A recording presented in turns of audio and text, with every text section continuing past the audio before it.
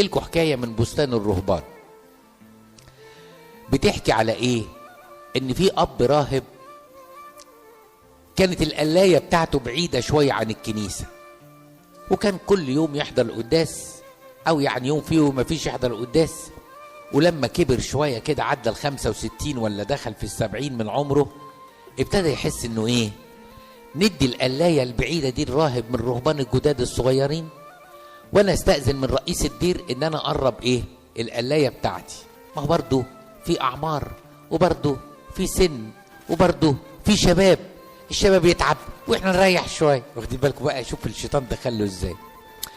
بس صعبان على ربنا قوي، لان الراجل ده طول عمره بيتعب وطول عمره بيصلي، فربنا جه في الاخر ومش عاوزه يكسل، الكسل ده اللي يضيع كل حاجه. فالحاجه الغريبه، هو طلب مقابله مع رئيس الدير، فحدد له يوم وساعه، فطالع من قلايته عشان يحضر القداس، وبعد القداس يقابل رئيس الدير يقول له اديني قلايه قريبه وخد انت القلايه الايه البعيده لحد من الشباب. ايه اللي حصل؟ اول ما طلع من القلايه بتاعته، مع اول خطوه سمع واحد بيقول 1، مع تاني خطوه سمع واحد بيقول له 2، مع تالت خطوه واحد بيقول له 3، مشي شويه 17، شويه 33، شويه 77، شويه، وبعدين وقف كده تربس بقى، يبص يمين يبص شمال مش شايف حد. قال له يا رب انا سامع صوته ومش شايف حد.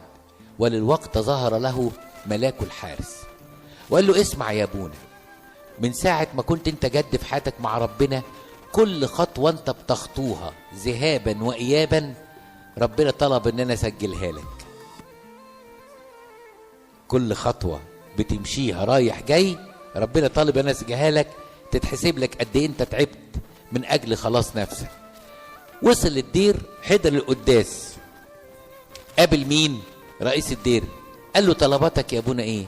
قال له مفيش قلايه ابعد من قلايتي شويه؟ ما دام بقى كله كده بيتحسب، الواحد يبص بقى ويحسبها صح. القصه دي فيها معنى حلو قوي، ان كل تعب انا بتعبه من اجل الله، الله امين وعادل ولا ينسى تعب اي انسان حتى لو كانت خطوه واحده.